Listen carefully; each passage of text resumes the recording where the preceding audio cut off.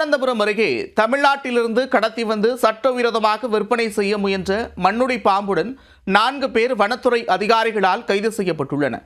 சதுரங்க வேட்டைப்பட பாணியில் மண்ணுளி பாம்பை வைத்து பணம் பார்க்க முயன்ற கும்பலின் பின்னணி என்ன? சதுரங்க வேட்டைப்பட பாணியில் மண்ணுளி பாம்பை வைத்து மோசடியில் ஈடுபட முயன்ற கும்பல் கூண்டோடு போலீசில் சிக்கியுள்ளது. கோவையிலிருந்து 5 லட்சம் ரூபாய்க்கு வாங்கி 1 கோடி ரூபாய்க்கு கேரளாவில் கைமாற்றம் முயன்ற சம்பவமும் கைது செய்து எண்டுகாடு போட்ட வனத்துறையும் நடந்தது. கேரள மாநிலம் திருவனந்தபுரம் மாவட்டம் நெய்யாற்றின் கரையில் உள்ள ரெசிடென்சி ஹோட்டலில் சில சந்தேகத்திற்கிடமாக தங்கியிருப்பதாக ஊழியர்கள் போலீசாருக்கு தகவல் கொடுத்துள்ளனர்.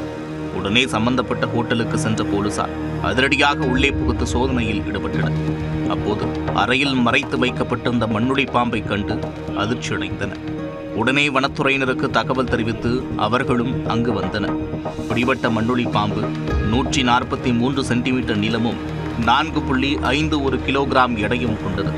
சட்டவிரோதமான இந்த செயலை தொடர்ந்து அறையிலிருந்து 4 பேரையும் கைது செய்து தீவிர விசாரணை மேற்கொள்ள கோவையிலிருந்து இந்த பாம்பை 5 லட்சம் ரூபாய்க்கு வாங்கியதாக கைது செய்யப்பட்டவர்கள் ஒப்புக்கொண்டனர். மேலும் அரிய வகை மண்ணுளி பாம்பு என்று கூறி அதை 1 கோடி ரூபாய்க்கு விற்கவும் பிளான் போட்டுள்ளனர். இதனை அடுத்து பிடிபட்ட கருணாகப்பள்ளியைச் சேர்ந்த சுதர்சனன், கேசவகுமார், லட்சத்தீவைச் சேர்ந்த அன்வர், பி.கே. ரத்தீஷ் ஆகியோரை பருத்திப்பள்ளி வனச்சரக அதிகாரிகள் கைது செய்தனர். இந்த வழக்கின் முதல் குற்றவாளியான சுதர்சனனுக்கு வனவிலங்கு கடத்தல் வழக்குகளில் ஏற்கனவே தொடர்பு உள்ளது. 2024ஆம் ஆண்டு பாலோடு வனச்சரகத்தில் பதிவான இதே போன்ற ஒரு வழக்கில் அவர் முதல் குற்றவாளியாக இருந்தார். தற்போதைய வழக்கிலும் கோவையிலிருந்து பாம்பை கடத்தி வந்தவர் சுதர்சனன்தான் என்பது முதற்கட்ட விசாரணையில் தெரிய வந்துள்ளது. கைது செய்யப்பட்டவர்கள் மீது 1972 வனவிலங்கு பாதுகாப்பு சட்டத்தின் கீழ் நடவடிக்கை எடுக்கப்பட்டுள்ளது.